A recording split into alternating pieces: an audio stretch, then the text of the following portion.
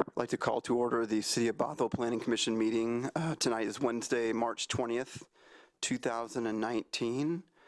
All commissioners are present with the exception of Commissioner Moreau Cook, who's absent and excused, and I believe Commissioner Cable will be joining us later in the meeting, and Commissioner Cecil we expect to be arriving sometime during the meeting. At this time, is there anybody out there? It doesn't look like there's anybody here for public comments, so we will go ahead and move on to the approval of the minutes from February 27th. If I could, and then entertain a motion once you all have had a chance to read the minutes.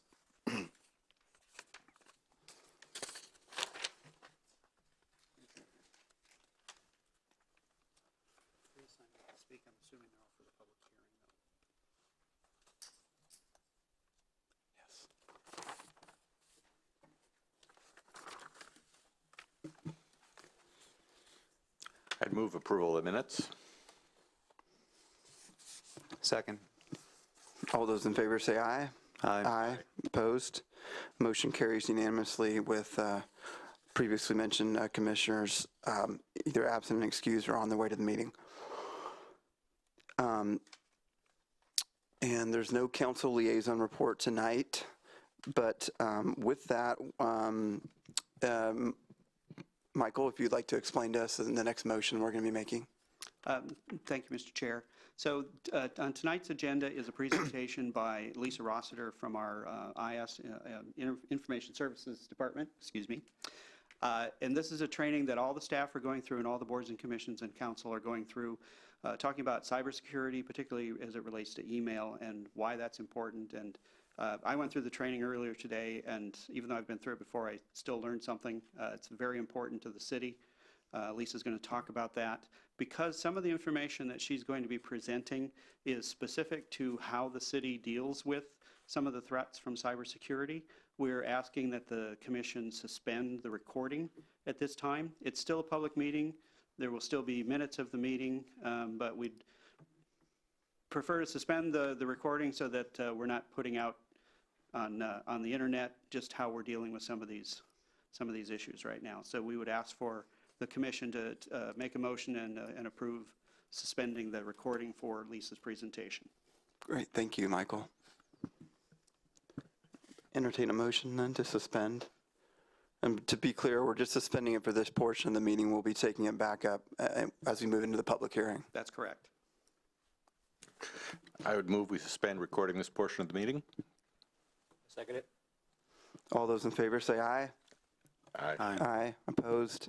Motion carries unanimously with the exception of Commissioners Moreau Cook, Cabe, and Cecil, who are absent and excused. And with that, we'll hand over to Lisa.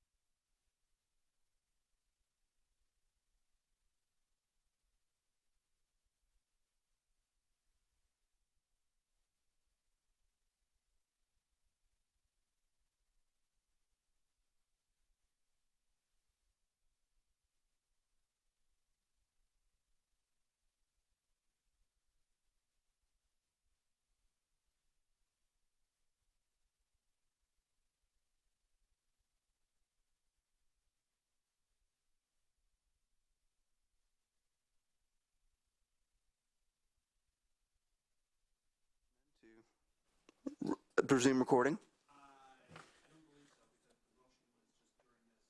Okay. So we are back on air now. After that very nice presentation, that was really well done. I'm glad she came and spoke to us. And with that, we will go ahead and move into the public hearings on small cell wireless concealment code amendments.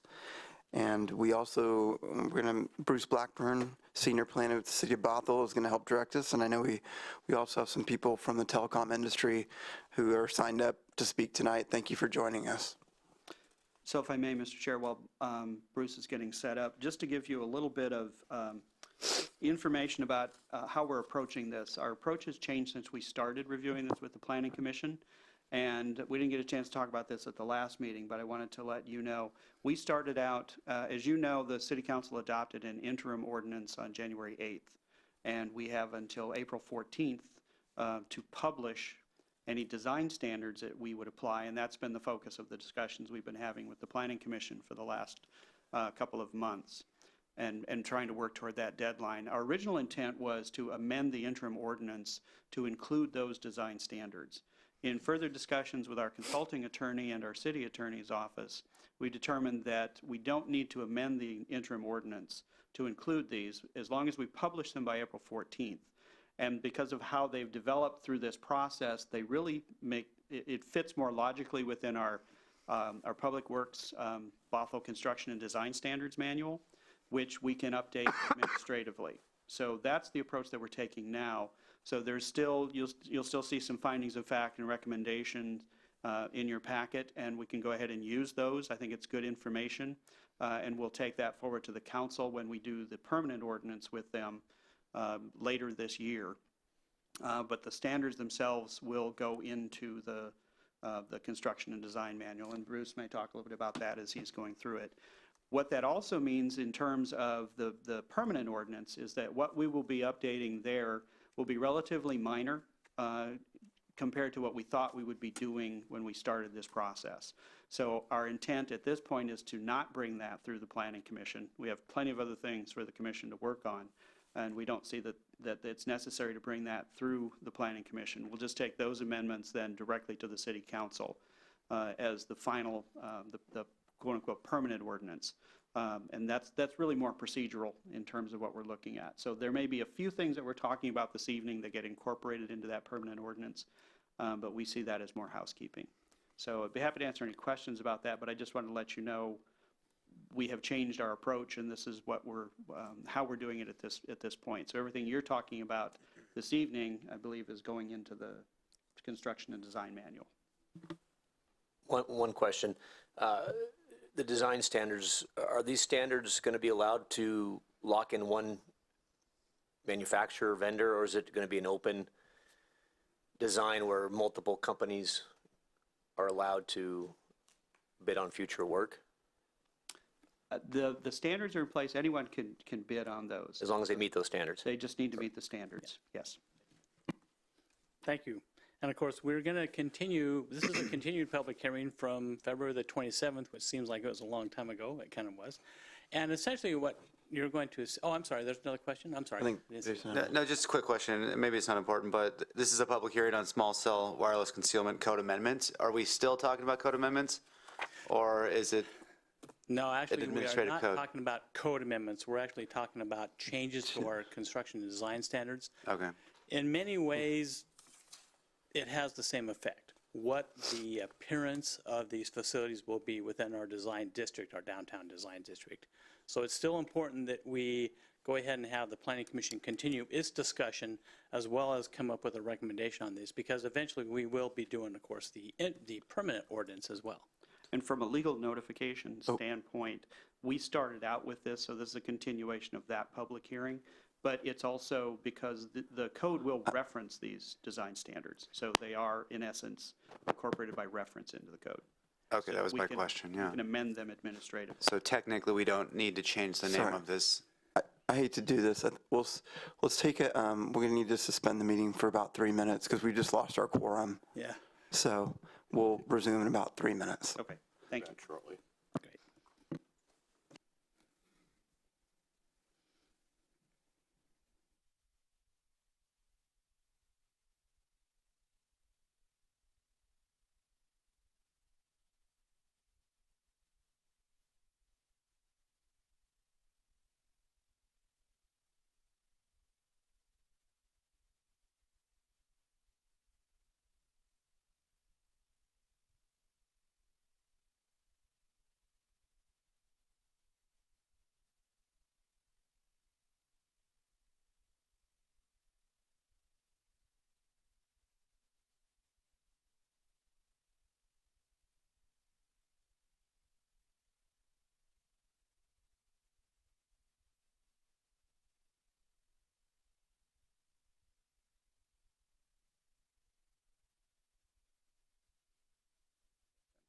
he's got a hard copy.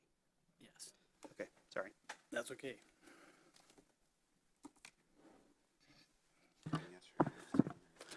Okay, we are back. So we now have and Bruce, you want to continue with what or actually Jason was had Yeah, questions with regards to the amendments. No, I think you answered my question, so appreciate that. I was just making sure that technically, and, from a standpoint of notification to the public, that we're still in the right path here. So thank you. Yeah, good question. All right, so this is, of course, a continued discussion, we'll call it from that standpoint, regarding small cells. And one of the things you're going to see as this has progressed is that we've made a number of revisions to these proposed concealment standards.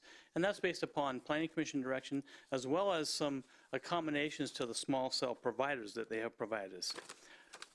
And of course, as we have identified, we are going to have to change our Bothell design and construction standards and have those published by April the 14th of this year. Now, one of the things that I want to make sure we understand is that this applies to a very specific provisions, locations within the city of Bothell. And these are basically downtown illumination characteristics. This is out of our design standards. And essentially what you can see is that individual streets have been identified for very specific light standards. And this is a little bit better map. It's a little more in color. But basically you can see there's three types of streets: primary, secondary, and fabric. And when each of those streets has a very specific light standards that's identified. And as you go through the standards, it says, okay, well, for Bothell Way between 522 and Reeder Way, you're going to use standard detail number 310, which is this map to the photo to the right. Same thing as you go down throughout the standards. Again, it identifies which light fixture will be placed within those areas. These are all very carefully conceived and designed when we did the downtown plan regulations. So what we're going to do is we're going to follow that same mechanism by creating some new design details which would identify how we would like to see small cell wireless facilities incorporated into these fixtures. And essentially what you can see, this kind of shows how the evolution of this has gone along. Of course, up in the smaller areas, you got the standards that we were proposing on February 27th. And then March 6th, and to the farther right is the stuff that you just received in our packet recently. We've added a number of different provisions, a lot of text, a lot of explanations, so the providers have a much clearer idea of what is expected of them. Primarily, the way this is going to work is there's going to be a hierarchy applied. And the hierarchy is, as the Planning Commission identified, locate the small cell facility outside the design district. Make that small cell facility the minimum technically necessary, place it underground or within a street furniture, or if it has to be on the pole, that's the last type of a resort. So it basically goes through a hierarchy of items that we want to establish. One of the other things that we've done as well is we've made a slight change to incorporate a base feature. One of the providers identified that was one of the techniques that they have used as well, that identifies that they can put a lot of the equipment within a base fixture, the base of the fixture, and it has a very minimal impact. So that's one of the things we want to make sure we want to provide. And essentially what you have is this is the standards that would be applied against small cells facilities. Now, one of the things that this is the fabric design street design, and the Planning Commission identified a maximum height of 20 feet for these fixtures. Again, these are fixtures intended to be for pedestrian scale, so that was an important item for the Planning Commission. And one of the things you see a lot of situations where we have minimum dimension technically feasible. Again, because we don't have a set provider, we have to allow a little bit of flexibility there. So one provider may have a 14-inch box, one provider may have a 16-inch box. That's the minimum technically feasible for that provider. That's basically the direction we have to go. Well, our legal counsel has identified that as well. These are the other details. We've got all the details for each of the features. One of the items we did identify was that one of the providers identified that sometimes they have to mount their fixture or their equipment on the side of a pole because of some certain technical details, the engineering standards. So we have a modified detail that would show how that would be functioning as well. One of the things that we have also identified is that if you do it in that way, we want to have the caps put back onto the light fixtures. It's kind of an interesting detail we have, but we want to provide those things. One of the key things that I want to emphasize here is that we're requiring they match the appearance. We're not requiring that they match the exact, technical specifications of those provisions. They have to match the appearance, and the appearance is what is important for this situation because, again, we worked so hard on the city as well as the amount of money the city has spent on this downtown area. We don't want that to be somehow lessened with a appearance detail that wouldn't match what we're trying to do. So this is the last of the details, SCD 314, and it basically just gives a visual concept of what we think we would like to have. And of course, the providers will have to submit an application to the city. It'll be reviewed against these design standards, and that permit will have to be consistent with these design standards. So we want to accept some more testimony tonight from the providers. I know they're here to do that. We would ask the Planning Commission to close the public hearing, have some deliberations, and create a recommendation that we could use to go forward as we create the design standards, as well as use it for the interim ordinance that'll become a permanent ordinance later this year, as Director Ketterman has identified. So I'm going to finish with my presentation at this point.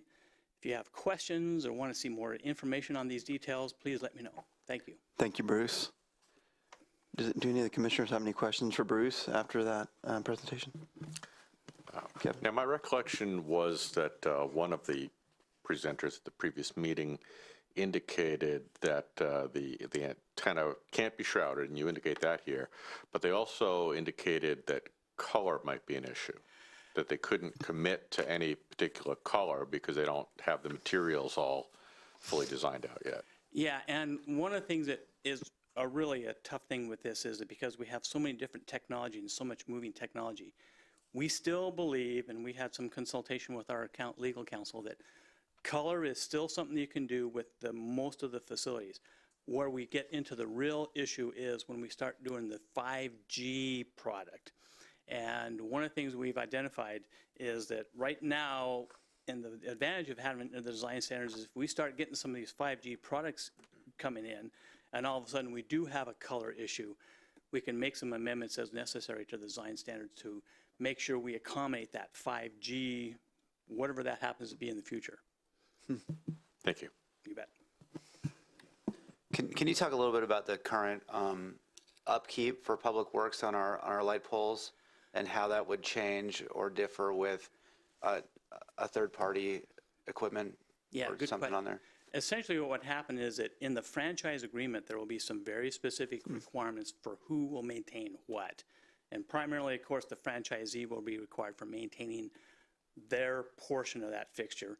Interestingly enough, in downtown, Puget Sound Energy does most of our maintenance of our light fixtures, and they would still probably be responsible for the light fixture portion of that new pole. And that's one of the things that we've been actually working with PSC as well as Snohomish County Public Utility District to identify, okay, this is happening. We all know it's happening.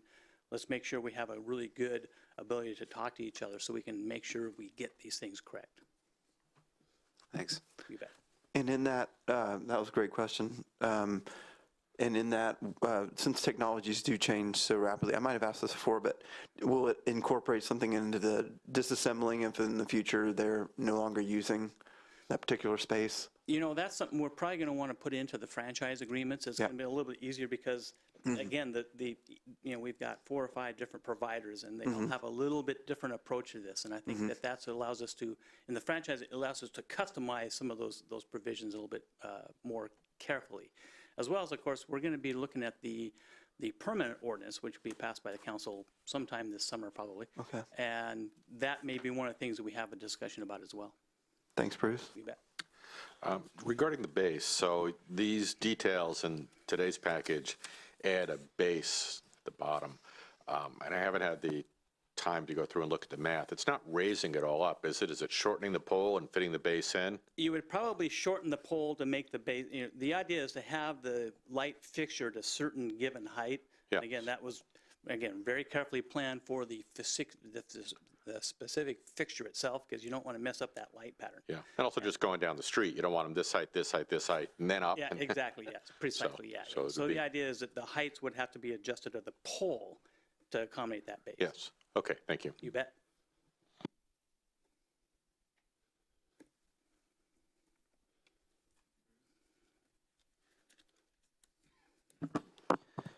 And with that, let's see, I guess this is the time to open it. I guess this is the time to, since commissioners are done with their questions, this is the time to open up the microphone for public testimony. And at least looks like we have 3 people signed up for this evening. So we'll go ahead and, you can go ahead and please come to the microphone. We generally ask you to hold your comments to like 3 minutes, and just please state your name and address for the record. But we have Devendra Maharaj with Verizon. And thanks for coming out again. You're welcome. My name is Devendra Maharaj with Verizon Wireless. My office is located in Bellevue, Washington. Good evening, commissioners and city staff. Thank you for this opportunity to speak. It's good to see you all again. The city has addressed all of Verizon's technical concerns at this time. We would just like to thank the commissioners for considering our concerns towards creating a very workable code. We also want to say that we appreciate the work that the city staff has been doing in the background. I am available for questions should you guys have any questions today. Thank you. Oh, wow. Yeah. Well, thank you. Like I said, you have addressed all of our Okay. major concerns, so Oh, thank great. you. Thank you. Any of the commissioners have any questions? Okay. Thank you, Devendra, very much. Oh, you're welcome. I'm sorry about having to come out a couple times for last meeting. And next we have Greg Bush with wireless. Okay.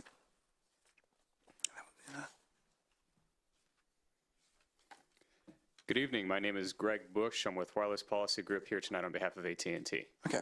And I doubt I'll be able to be as brief as my colleague from Verizon, but I will try and keep my comments short. So AT&T still has a few concerns with the language. The way it works is now that the language has gone through a couple of drafts, we're hitting the technical aspect of it. So the wording of how we are to meet the design standards will affect how the reality of how the deployment plays out in the field. For example, Commissioner Kiernan, I'm sorry if I mispronounced your name, brought up color.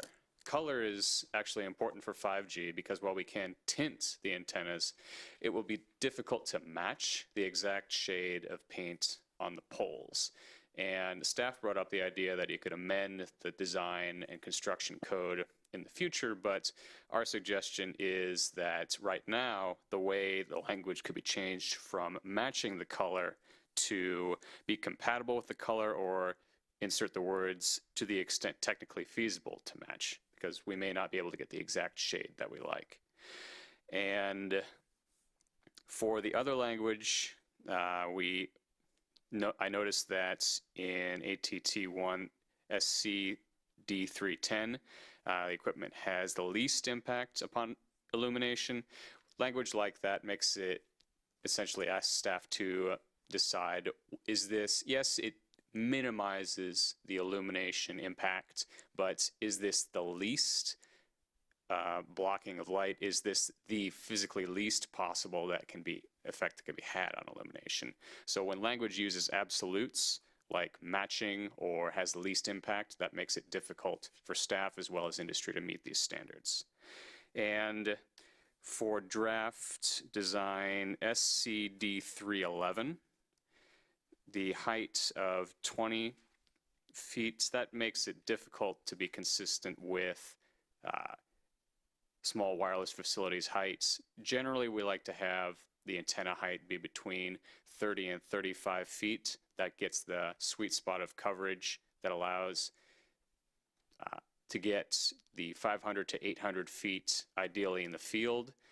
But if it's too close to the ground, the antenna will not be able to reach as far and project as far as we'd like, and that may end up requiring more poles. So, or we could have to seek an exemption, because if at 20 feet it's just not tall enough, we'd have to ask for, okay, can we go use designs different than this one?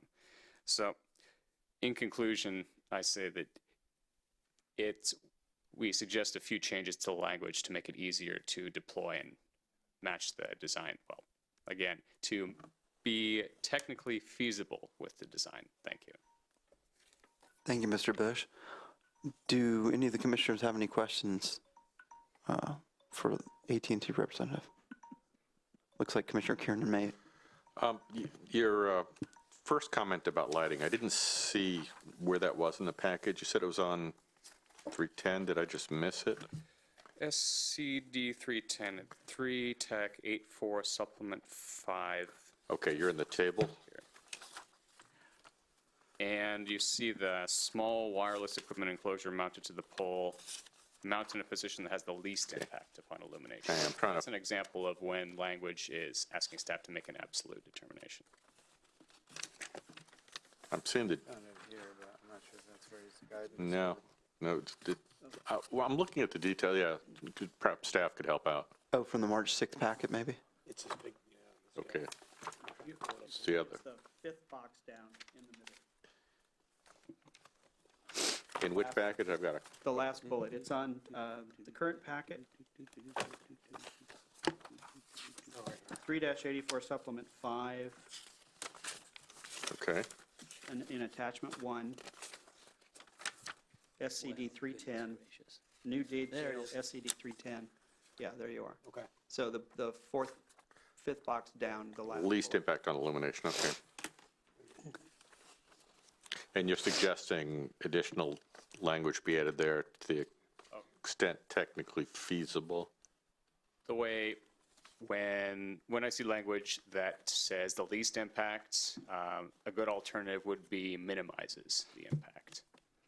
Instead of asking staff to say, yes, this is the least impact, you could say, but have we tried to minimize the impact? So delete the least and insert minimize. Yep. Has the least.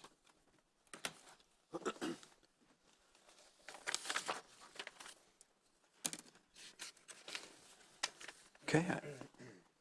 Are there any other questions? Okay, thank you, Mr. Bush. Appreciate it.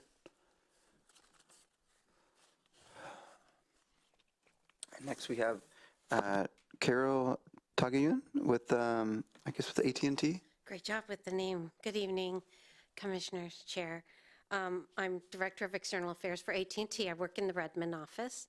I live in Woodinville, and I just have a few comments. I'm here representing our employees and wanted to say we very proudly have several thousand employees working in Bothell today and let you know about the important role Bothell plays in our wireless network. We actually house our Bothell, our data center in Bothell that runs all of our own applications and services that run on our phone, run on your on AT&T phones, as well as our R&D and labs that are located actually very nearby in Redmond. And so wanted to let you know how much we appreciate. I won't go into the items that have already been covered by Greg for your consideration, but I just wanted to thank you so much for the work that you've put into this and let you know how happy we would be to be able to make these network improvements and bring the additional capacity to your residents and businesses here in Bothell. Thank you. Good evening. And we'll answer questions if you have them. Thanks, Carol. Brad. Yes. One question I have is WPG representative of AT&T? Yes, that's So correct. if there are any questions, concerns, who would we deal with? You can deal directly with Greg or you can reach out to me, but we work closely together. For any issues, warranties, who facilitates that? Oh, that's AT&T. Okay. Yeah. And our crew does, and we do the work. We also have other contractors that do the work that represent us, but everything can come back through AT&T directly. Question with Verizon as well. Do you guys have third-party representation, or is it a direct contractual relationship?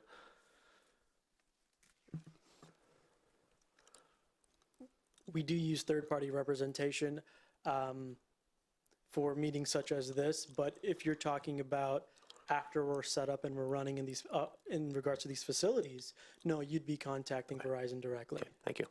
You're welcome. Thank you.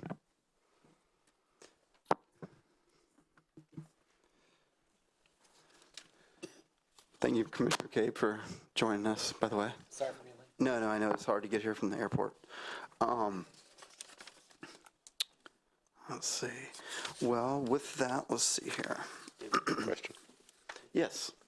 Okay. Question for staff. So how do you feel about a change from has the least impact to minimizes impact and inserting technical feasibility? It kind of shifts the burden a little bit. How would the city enforce that sort of thing or interpret that? Well, we have a couple things going on here. One is the fact that we do have our hierarchical approach to where you'll place the equipment. First of all, underground, and then the base of the pole, then on the pole at the base, and then on the pole itself. So we're already down the road a ways on that.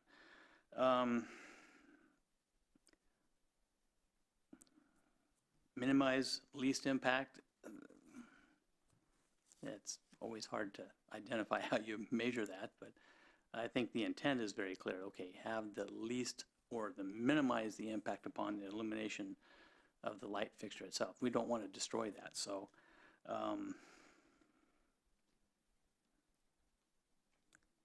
yeah, I think we can make that work. So to repeat what I heard you say, from the standpoint of a permitting issuer, that would not make it any more difficult to process an application and reach an outcome. No more difficult. Thank you. You bet. I have one question for the city staff. Have you guys considered, if this is going to be a design standard for future projects, have you considered shortlisting manufacturers to put in the standard saying you may call A, B, C versus, I don't know if there's a legal issue, Well, public funds available, but if you can, go ahead. I was going to say, yeah, and that's a really good point, because one of the things that we would like to do, and one of the things that design centers often do, is to say, this manufacturer or something equivalent. We can't quite go there with this one because we have so many different manufacturers and we have so many different providers. It'd be really difficult for us to say, okay, pick from one of these 5 or 6 types of design. Maybe some other wireless provider will have a number 7 or a number 8 design, so it'd be really tough to do something like that. So we have to kind of, identify the parameters of how much area we want to have. But what you identify would be really easy. It's a risk mitigation issue to where the city now identifies a certain amount of companies who we stand behind versus a company who thinks they can facilitate it versus actually who can do it. And some of that is also one of the things that we have learned during the course of this is that the technology is not just a moving target, it is a light speed target. And so in a year, we may have a product that's wildly different than what we see today. Thank you. It creates some other technical issues for us because in most cases, we don't own the poles. So whatever equipment is put on the pole has to be approved by the owner of that pole. And we're not in a position to know necessarily that, or to verify that the manufacturer's building something to the specs that would meet that. Yes. The way this ordinance is set up, even with the language change that we just talked about, is the onus is still on the applicant to show that it works on the pole owner is okay with that, it's meeting the city standards, so they have to demonstrate that to us, including whatever manufacturer they choose to use. So ultimately, whoever the owner of the pole is has to sign off on this standard. Yes, we require, well, not the standard per Design. se, but how they meet that standard. Just the fact that they can use the pole to put this on there, yes, we have to have the permission of the pole owner, and they have to provide that proof to us.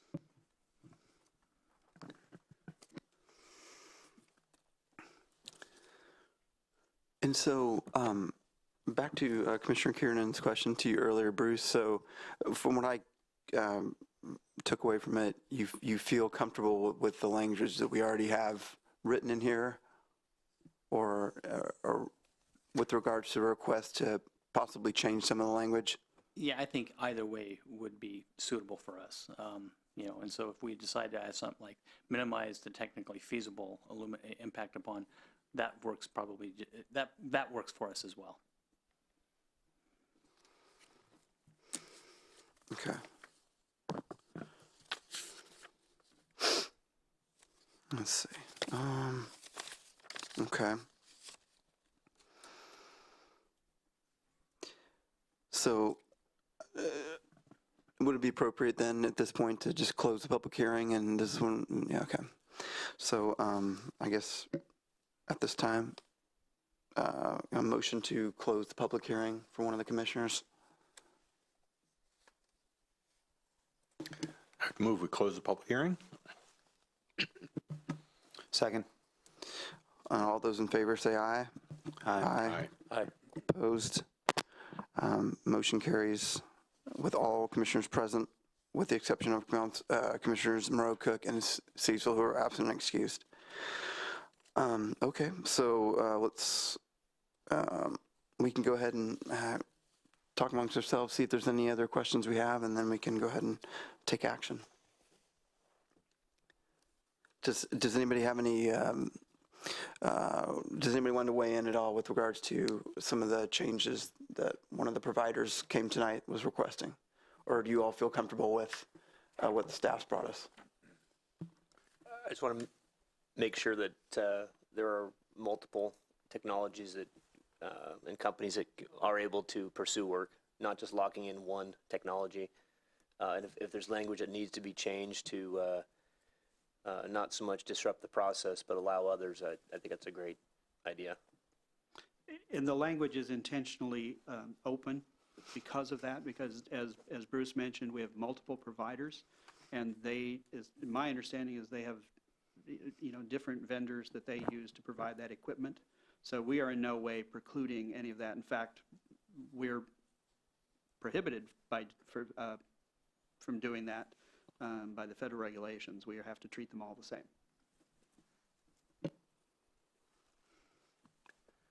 Commissioner Kiernan. So I heard 3 issues raised. The 2 went to language, the technically feasible and the minimizes versus has least impact. And I also heard that those were inconsequential. Staff wouldn't have an issue with that.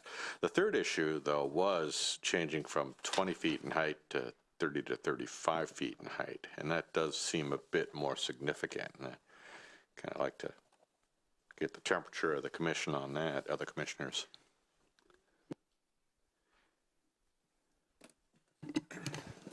Yeah. Yeah, I thought last time we reviewed this, 20 feet, while maybe the low baseline was sort of more closer to optimal, and at 50 feet we'd have gaps in coverage, but maybe I'm misremembering that last session.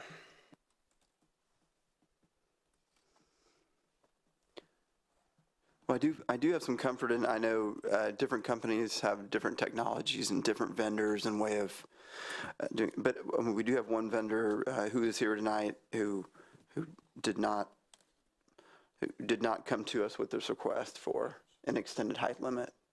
So that makes me feel a little bit more comfortable with what staff has brought us. Right. And actually, I would note that on your dais tonight, you had a letter from the wireless policy group identifying that as one of their concerns. Yes. It's exhibit number 4. There you go.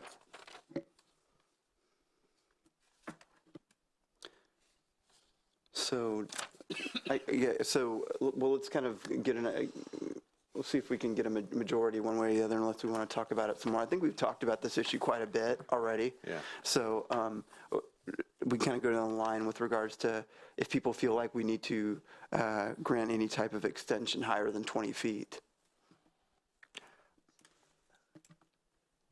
Is the 20-foot, I guess aesthetically, if you're going around, one's 50 feet, one's 20 feet, I mean, don't we want kind of some uniformity, continuity within the city? That's a little concerning. That's quite a drastic change in parameters from, was it 20 feet, am I seeing that right? Yeah. To 20 to, 30 to 35, that's, almost 70% bigger. Yeah. I agree. I don't, I mean, there's some concessions here I think we can recommend that are okay, but that one's a quite drastic change. Okay. And that one troubled me as well. That's why I raised it. Again, as was mentioned, there's a hierarchy, and they would only end up here with this design detail if the other locations couldn't be made to work. So there's already a compromise here. So I'm comfortable saying 20 feet, recognizing technology changes as quickly as it does, and I wouldn't be surprised if the issue came back at some point soon. Okay. Other commissioners, where do you kind of lie with regards to staff recommendation versus changing it? Oh, Bruce, sorry. And that's okay. And if you look on supplement page number 2, item number 4, it's kind of down toward the end of the, And could you repeat that again, Bruce? Which one? page supplement number 2, the new standards. Yeah. Just above the table, 3-95.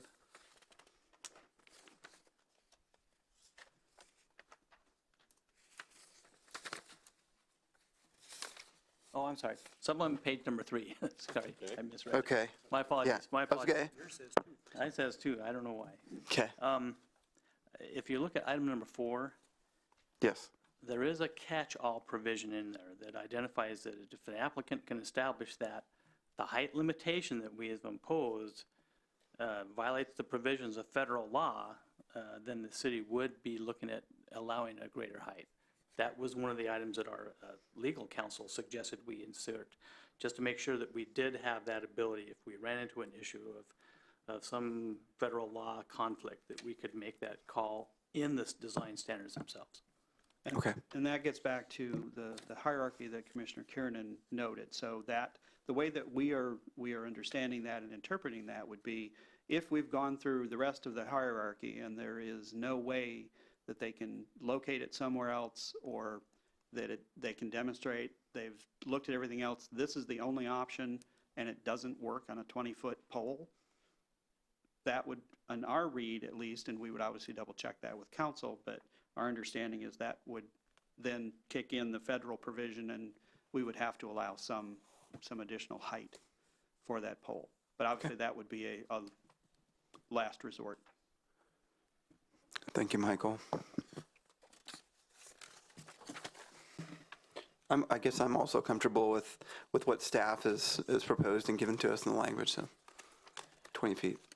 Yeah, I'm fine with 20 feet. It's most consistent with the SCD 310 detail, that double acorn light fixture. So I know we kind of vary within our standards on how tall those poles are, all the way up to 30 feet for the SCD 313, but because the standalone individual tower kind of most resembles the shorter double acorn, I think 20 feet makes sense. And those higher poles are on the more heavily traveled roads, 522. They're not, they wouldn't be where this one would go, yeah. Right. Okay, great. Well, then I think with that particular question, it looks like a majority of the commission would like to stay with the staff recommendation. That only leaves us to, now, do we need to give you language with regards to extent technically feasible, or I thought what you guys, Yes, if you wouldn't mind articulating how you would like that to read, that would be great. Thank you.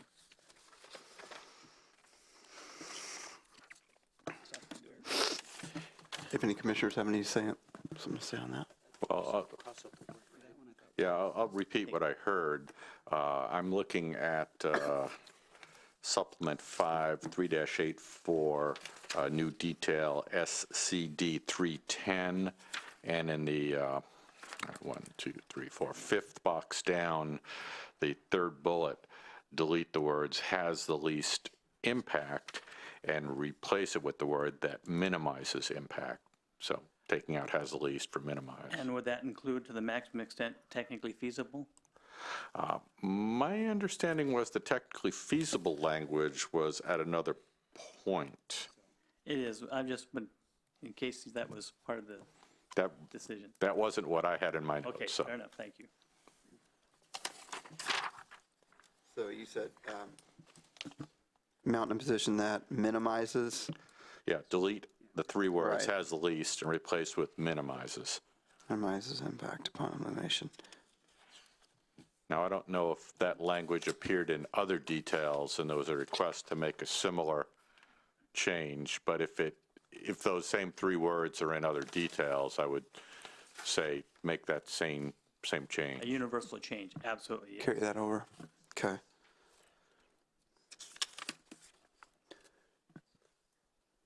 Do other commissioners feel about that change? I think the change is, I think either way, it reads the same, but I do like the addition by Bruce of to the maximum extent technically feasible, just to add a little bit more coverage there for us. Are you going to add that to the end of after minimizes to, and then add that next phrase? Yeah, so Okay. essentially what Commissioner Kiernan said, but with the addition of the technically feasible section. Color, yes. So you want to take one more read at that? One of you guys says. Yeah, I can okay. take a stab. Okay. Either way, so mount in a position that minimizes impact upon illumination to the maximum extent technically feasible. That works for me. Does that work for everybody else? Yeah. Okay, we're getting approval up here. Yes. All right. Thank you, Bruce. And just, I got it. you know, you can use that wherever in here. Pretty much you can see if it carries over to other boxes. Exactly, we'll make Yeah. that universal change. So I don't know if that applies. The other place, I was just checking with Mr. Bush from AT&T, the other two places that they had raised that issue, one is on supplement 3, page 3-84, small Roman numeral 3. Equipment enclosure shall match the color of the pole. And I think that's where they were suggesting, or technically, our shall, sorry, Greg, can you help me out with that one? To the extent technically feasible. Does staff feel pretty comfortable with that? So I know you guys have done a lot of speaking with legal counsel on this, and you've worked a lot of hours into drafting this up, so, Right, and I think that works. The color of our fixtures are black. okay, There's not very many colors of black, so, that's right. Okay, so, We want to get the shade right, the tint. It's gotta- The only one know it will be us, so we're okay. We'll go out with some spray paint or So something. I do have a follow-up question on that. Now, I don't know if Mr. Bush would be kind enough to come to the podium and so it's right. potentially answer this question for me. Yes. No, this has to be. So, thank you. Greg Bush, Wireless Policy Group here for AT&T. Thanks. So I'll apologize. I missed the meeting where we kind of drilled into the technical Right here. aspects of this, but what types of spectrums are available for the 5G shroud? And I would assume that it has to be somewhat translucent for the signal to travel the way that you like it to, or is that the reason why you can't match exactly? Unfortunately, I don't have the exact spectrum memorized, but for the smaller microwave antennas, the ones that will beamform and point directly at the device that's using it, these are the ones that have the highest speed, but unfortunately also the shortest range. Those would be the ones that, well, and a couple other antennas that you can only tint. I'm not sure if I answered the question. So could it be, what would it have to be, a grayish black tint, or could you match any color, for example, if we changed our design standard in the future? It's a question of what the manufacturer offers in tint shades. I'm sure as time goes on, the colors will change, but the tricky part is that the manufacturer may not offer the exact shade of whatever color the pole is, and we can't paint the exact same color. Right. And what the manufacturer has in the catalog sometimes might not be what they deliver to us. So when we go out and put it on the pole, it could be ever so slightly different. And if the manufacturer, it's difficult to get an exact match, is my point. Okay. So, and this is maybe a crazy question, but could they do green or blue or red, or does it, Yeah, okay. I'm sorry. Now I understand what you're asking. Yes, we can do colors like green and blue. The difficulty is when you get into colors like green and blue, getting the exact shade of green and blue you want is difficult. Right. But it wouldn't be completely different, like black or yellow or something. Oh, Okay, you could get close to the temperature. All right, well, that helps me, thank you. You answered my question. yeah. And if you have any other questions, I can answer those too. I think that's good. That's it. So with that, I support the technically feasible part. Great. Thanks. Thank you. And then, Mr. Chair, I think there were just a couple of others that were in the letter, What was that? a couple of other comments that were in the letter that you received today Okay. that we'd like to address. So I'll ask Bruce to Right, yes, address those. exactly. And on the first page of that letter, they've identified section 3-9, 7.1, which is applicant responsibility. They wanted to add, or other reasons after technical infeasibility, in the second to the last line on that, on supplement page 2.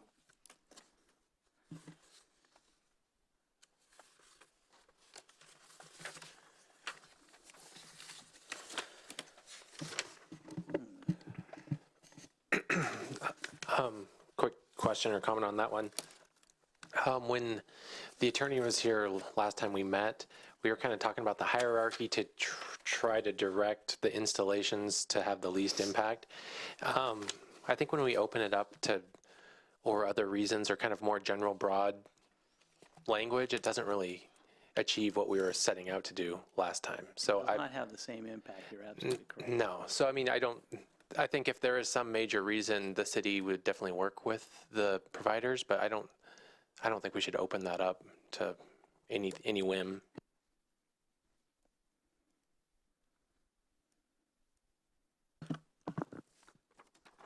The, in the letter, the example given, owner of a pole may decline to allow attachment, which raises the question to me, and I'm not a longtime member, but are there many different pole owners within the historic district? Yeah, okay, so this is irrelevant then. Yeah, there's Because, yeah, there's one owner of all the poles, and, The city owns maybe a handful, but most are owned by PSE. okay, so it's not as if there's a pole in a key location that has a recalcitrant owner. It's PSC most likely, or the city. Okay, thank you. And my understanding of the rule and the way that this is structured in talking with our legal consultants, that's really not our issue. If the pole owner denies it, you know, we're not the ones denying it in that case. So there are other locations, and that's what, they would have other options. So the pole owner may have their own technical issues, which may preclude it, and And- you don't want to intervene in that. And they can also install their own pole if that's, you know, that may be another option. So there are other ways to get to providing that service. And that's, again, getting back to the hierarchy, as Commissioner Cave was talking about. We think there's enough other ways that we can resolve a situation if that does arise, that we don't necessarily need to open it up as broadly as this does. Okay. So is it my belief that, did the commission, do you guys want to change any of the language as requested in the letter, or keep it as, okay. I guess I we're would going say to, keep as is. we're going to go with the staff recommendation on what you previously had. Thank you. And then their second bullet, they requested insert the phrase "to the extent technically feasible" regarding the appearance of the match of the appearance of the design standards within the details. And they just identify something that would be substantially conform with the design details. I guess maybe what I would identify is it's really important that those light fixtures have the right appearance. And we really do need to stick to that aspect of it. We've had a pretty strong opinion from the legal counsel that said, look, Okay. yeah, this is your area. This is the design district. We have to have a pretty substantial standard there. And I don't think that we would want to reduce that ability to enforce that standard. Okay. Okay, so I guess the commission would like to keep what you brought to us tonight, Bruce. But we do thank the inquiries on any and all of the change that you guys brought to us, and we appreciate the time that you spent here. I've had several meetings on this, and I appreciate the time. One second. All right. Well, with that, I will go ahead and entertain a motion for approval. Guidance of language could be found maybe on recommended action, would be on page 2.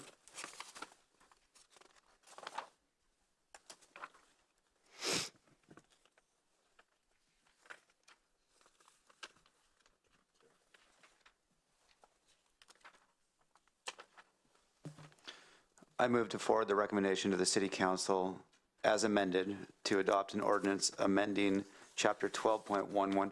Are we amending a chapter, or are we just doing some design standard changes? No, I think we're referring, excuse me, page 2 of tonight's packet. Okay. Yes. That was the old motion when we were doing the Code amendment. the other code amendment, yes. Sorry. Do you have that? Bring that up to.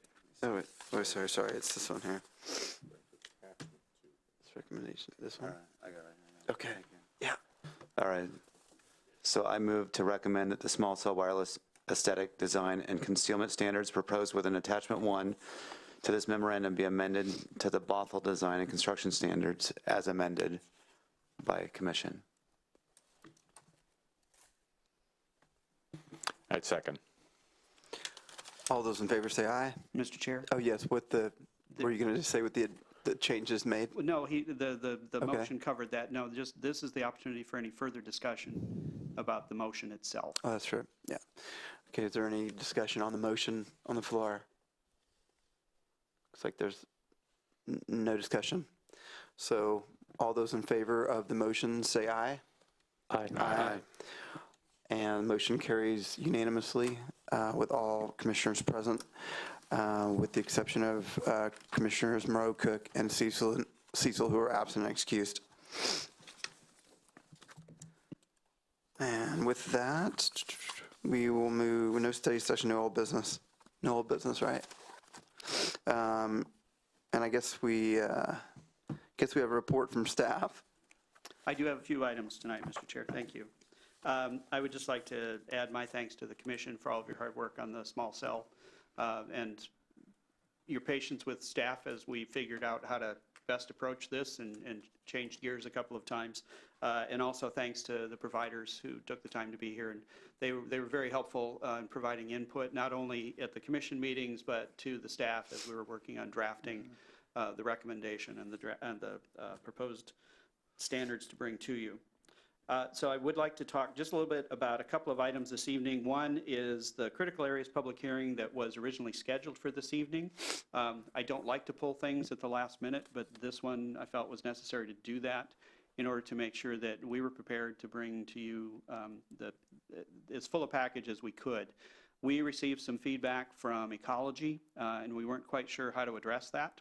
So we needed some more time to think about that. So we are planning to bring that to you at your April 3rd, I believe is the next meeting.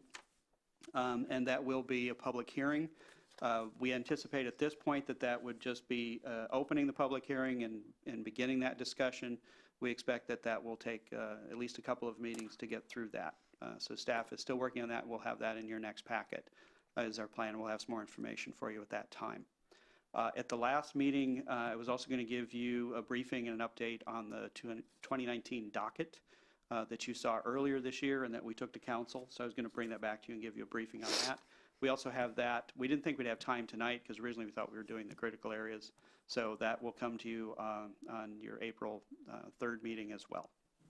And then the third item for that evening will be a briefing that will give you on the Vision 2050 update that Puget Sound Regional Council is currently undertaking. And I know they had an open house here the other day that was pretty well attended. I think we had some commissioners attend that, including our future commissioner was also there. So we'll give you some information on that and get your comments, because the city probably will be putting together a comment letter. I'm also scheduled to do a briefing for the council on April 16th, and that would be, and ask them to approve a letter that we would send, a comment letter that we would send from the city to Puget Sound Regional Council. And the deadline for comments is May 1st. So we'll have some more discussion about that next time. The other item that I wanted to discuss with you this evening is the issue of the quorum. And this is always an odd discussion to have. I've had this before with other boards and commissions, because normally the discussion is like preaching to the choir, because obviously you're all here. But nevertheless, I know this has been a challenge, and we definitely appreciate the fact that this is a volunteer position, and that you have busy lives, that I know several of you travel. 2 of you traveled here today from far away. So thank you very much for making the effort to be here this evening. We really do appreciate that. And we also understand that this is a lot to ask of you as well. So we want to make this work as best we can for everybody. And also because of the time and effort that the staff puts into preparing for the meetings and making sure that we have the information that you need to provide a well-informed recommendation to the City Council. So I sent out an email, and I just wanted to touch on a couple of things there, and then ask for your feedback of other things that you think would be helpful in terms of how we're providing information or how we're ensuring that we do have a quorum to make sure that we're not having this challenge occur very often. There are going to be times when it just doesn't occur, and that's normal. We just want to make sure this doesn't become an ongoing issue with the commission. So one of the things that I had mentioned in that email was that we would keep a more regular schedule. I know we have not been consistent in the recent past with that. So we would ask that you put the first and third Wednesdays of every month, except for August, that we take off. And December, we'll kind of play that one by ear and see if we need to have a meeting in December. We might do the first one, depending on where we are in some projects at that point. But if you can set those on your calendar so that we can all count on those, if we determine that for whatever reason we don't need one of those meetings, we will inform you as soon as possible to open up your calendar. What we would ask of you is if, as soon as you know that you are not able to make one of those meetings, that you inform us so that we're aware of what our quorum status is, and then we can, if we have to cancel the meeting because of that, that we can let everyone else know as soon as possible. Michael, I'm sorry, just No, on that, I might want to add a little bit of something to that. I think it might be good if people said that they could make it as well. I don't know, that would be my request, I guess. I wouldn't mind seeing, because for a while we've been doing it with the assumption that people are going to be here unless we didn't hear from them, and we've had a couple times where we've either not been able to get a quorum, and I hadn't heard from anybody that weren't going to be here. Okay. There's actually somebody here tonight that I never heard from, and so we were assuming that person was going to be here, and they're not here, so it could have been bad news. So if it's okay with you all, I'd like to maybe ask the commission, if it's not too much work, just to say, yeah, I can make those 2 days. I mean, maybe maybe a little while from now we don't have to do that, but it's from a chair's perspective, it's been a little bit of a challenge, just relying on people to say only if they're not going to be here. Because anyway, that's my request. And that's a good point, and I appreciate that. And if the commission is willing to do that, that's fine. One of the things I was trying to avoid is having to have staff contact the commissioners every time to confirm whether or not you would be in attendance. Because even that, everybody's busy. We send an email, you may not check it for a couple of days. If we're getting tight and we have to decide whether to send out a packet or cancel a meeting, then we have to make phone calls, and it's an extra task that staff, I was trying to avoid for staff. So if we want to set it up as, yes, we need to get an affirmative in order to make sure, I'm fine with that if the commission is okay with that. Would you all be okay with that? I would do it if I have to, but I'd rather not. I think it's just a fair assumption that we're all going to be here, and if we're not, then we can let people know. I mean, we signed up for this. So I agree with you. I just, being on this side of things, it is, but if that's what the commission would like to continue with, we can do that. And I mean, maybe now that we know it's the first and the third, so we can, I'm open to comments one way or the other with regards to that. Again, that might just be a comment out of frustration, but I'll do whatever we need to do to make it work. Do we, like I texted you the other day regarding the cancellation, just to right. confirm that this meeting's still going on. There was some kind of. Yeah, that was a little confusing, yeah. Kind of gray. Yeah, thank you It was for. kind of gray there. That was perfect, by the way. So. For that, that's on us, that we should not have created. No, that was So my question is, I know my schedule pretty far in advance. If something does come up, do we email you as the chair? Or do we email? And myself, if you could copy me on it, that'd be great. Okay, because our things do come up, and my intent is to be here as much as possible. But what the chain of command, if something does come up. Who on staff should it be the person, and I know this is where it gets a little more complicated too with regards to the coordinating, because Bruce may be doing one meeting and Dave may be doing another, or Michael may not. I would say if they can email me and the chair, Okay. that would probably be best, because I would likely be the one making the call about whether we have a meeting or not, so. And let's, actually, that sounds good. I appreciate Commissioner Hampton's response. So that being said, I've been a little lax on this in the past. So if a person does not show up and they have not let us know they're going to show up, I have to chalk that up as absent and unexcused. So, I was going to talk about that also. okay. So if I could make a suggestion, I think in response to Commissioner Hampton, we could try what I had proposed of, Yeah. if you tell us you're not going to be here, otherwise we will assume, since we've set a schedule of first and third Wednesdays, that you are going to be able to make that, and then you will tell us as soon as possible if you're not. If that is not working, if that becomes an issue, then I would recommend that we go with an affirmative and just ask everybody to tell us that you will be here. So if we could try it this way first and change, because I want to make it as easy as possible. That sounds good to me. I like the way you propose that, Michael. And with travel schedules for work, there are times I won't be able to make it, but if it's in October, hey, I'm not going to be here. Do you want to know that now? Or wait till How a about month? if you send me an email, because I may not remember it if you tell me now, but if you send me an email, we'll put that on the I can go through the year and just say, here. But that is a good question, though, to clarify. So, yeah, how far in advance does it seem reasonable? 2 months? Is that too far out, or is that about No, right? I would say for this year, for this calendar year, if there are dates you know you will not be here, we keep a calendar, so we will put Okay. on the calendar that we know. And then obviously, if plans change and you are available and you will be, then please let us know.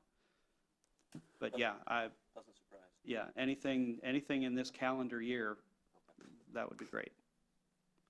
Great. And just to confirm, Michael and myself, that'd be great if you ping both of us, because then that way we're not having to check with you. It's good to have two people at least to monitor that. Okay. One quick question. Do we have a meeting on the 17th of April? Is that the third Wednesday? Sorry, yeah, it's the third Wednesday. I'm just No. looking at the Not according to calendar, this. and we have one the 3rd, Not according to this. not on the 17th. Yes, we do. Okay, I'll email you. That's the only known absence that I have in my future, but I got a work conference that day, so Okay. I'll be out of town. Okay. Yes, at this point, we have a few things I think we had planned for that agenda. If that changes, we don't need that date, we will let you know as soon as possible. And we'll make that determination fairly quickly. Okay. So In those months, sometimes there's a fifth Wednesday. we don't meet on the fifth Wednesday. That's what I was going to say. So just If we need an extra meeting in any month, it's typically the second Wednesday. And those we expect will be rare, but on occasion, we may need that. It would be very rare if we used a fifth Wednesday. Typically, that happens if we have to have something done by a certain deadline and we need to get it through the commission, and that's the only date we have available. So we will do our best to just maintain the first and third Wednesdays. And we think, looking ahead at our work schedule, and that's one of the things we'll talk about when I talk about the docket, is the Planning Commission's work schedule as it relates to that. We've got a lot to do in the next year. So we think if we can maintain our workload and staff and prepare those materials ahead of time, far enough ahead of time that we can get that packet to you, then we should be able to work pretty well and have a good balanced agenda on those first and third Wednesdays. Our challenge is going to be keeping that workload flow to match that schedule. But that's our challenge. We'll figure that out, and we'll do our best on that. The other thing that you brought up, Mr. Chair, is the attendance. So we will be noting attendance, and we'll just keep a record and maybe quarterly just send you a record of, just for your packet for information. And it's information that we can provide to the council at the end of the year as they look at appointments. But it also helps us to track because we can kind of see then where we might be running into some challenges. And if we're seeing some patterns, we can ask, is there something that we can do a little differently here? So we're not trying to get anybody in trouble. We're not trying to shame anybody. It's a good practice. It's something that we've gotten away from. And as you said, technically in the bylaws, if they haven't notified us, that a commissioner hasn't notified us, then it should be an unexcused absence. And there are provisions in the bylaws if they have, I believe it's 3 unexcused absences. Yeah. So Great. those were, and then if there are other things other thoughts you have, other ideas, things that, as I said, that we can do better to communicate. We're still improving some processes. We have not been consistent in all cases in terms of our communication, in terms of things like the calendar. So we want to get better at that. We're working on that. Staff, we're all dedicated to improving those things. So, and we appreciate your feedback and things that you see that we can do better. Certainly let us know about that. Great. And the only other thing I had was to thank Commissioner Cecil for his service. So he will be recognized, all the board and commission members that are leaving will be recognized at the council meeting on April 16th, and I believe he did respond that he would be there for that. But I'm not going to save him any cake because he didn't come tonight. So we do have cake after the meeting adjourns. And then if you want to give me the card, if everyone has a chance to sign the card, we'll make sure that he gets that. Thank you, Michael. Thank you. I believe that's all I had, unless you have any other questions. Okay, great. Yes, reports from members. Just to follow up on Commissioner Cecil, I've volunteered with him on the Parks Board and now the Planning Commission for years, and he's been a great asset to the city, passionate about Bothell, and hopefully we can find someone good to fill his shoes, but just thankful that he's been involved for so long. Yes. No pressure, Karsten. Yes. We have Commissioner Cecil's replacement in the audience tonight. Carson, thanks for coming. Yeah, Commissioner Cecil's been a very strong commissioner up here with what he brings to the table with regards to what he brings from his knowledge of civil engineering and how to apply that to city codes. He always brought a lot of great questions. I'll sincerely miss him having him up here. So, but thanks for all the time that he spent up here with us on Planning Commission. And then I know years before there with Parks. And staff would like to add their thanks and echo those comments as well. He has brought a lot to the commission, a lot of good expertise and insight, and that's been very much appreciated. So we do. And I know he's put in a lot of time at the city. I don't want to I don't want to do anything to raise that tonight that he's not here, because he has put a lot of time and effort into the city and the different projects and things that have come through the Planning Commission. And I didn't know about the Parks Board, but that as well. So we do appreciate that, all of his time and efforts there. So thank you, Roger. Any other reports? It's not really a report, but something I want to share. This Sunday, the new Swift Green Line opens. It's a bus rapid transit line operated by Community Transit, and it serves the Canyon Park Park and Ride all the way up to the Seaway Transit Center at the Boeing facility in Everett. It's really a special thing. I think a lot of people in Bothell don't realize how great it's going to be. It's going to be, tight headways, so service on the regular. You don't have to check the schedule. You can just show up and get on weekdays during peak. On weekends and late, it'll also run. It's off bus fare payment. And then if you're riding with your bike, you just roll it right on. So the dwell times are really slow. What areas are you going to be able to get on for that line so that are around Bothell? I think there's 10 or 11 station pairs, and they're spaced about half to a mile apart. But Canyon Park, and then there's I'm not sure, maybe Carol knows the turn that goes back toward the Canyon Park Business Center there, serving the, you want to, you look like you were going to say something, Well, Bruce. I was going to identify that they are putting a brand new special appearance shelter right there at the Park and Ride at the Canyon Park Center, and that's where they will be dropping people off. Okay. They'll also be dropping people off a little bit north of there too. So By the Safeway. by the Safeway, yeah. Yeah, okay. So it's yeah. Right, Mill Creek Town Center. Okay. as Starts at noon on Sunday at McCullum Park in Mill Oh, okay, Creek, great. South Everett. There's going to be a little barbecue and festival to kick off the service from 11 to 2 on Sunday. So I'll be the guy with the bike helmet checking things out. it really is a fantastic service. Yeah, Great. That's good news. just roll it right on board. Wow, that's awesome. All right, that might be the best reports from member ever. Thank you. Motion to adjourn. Move to adjourn. Second. All those in favor say aye. Aye. Aye. Aye. Carries unanimously. We are adjourned.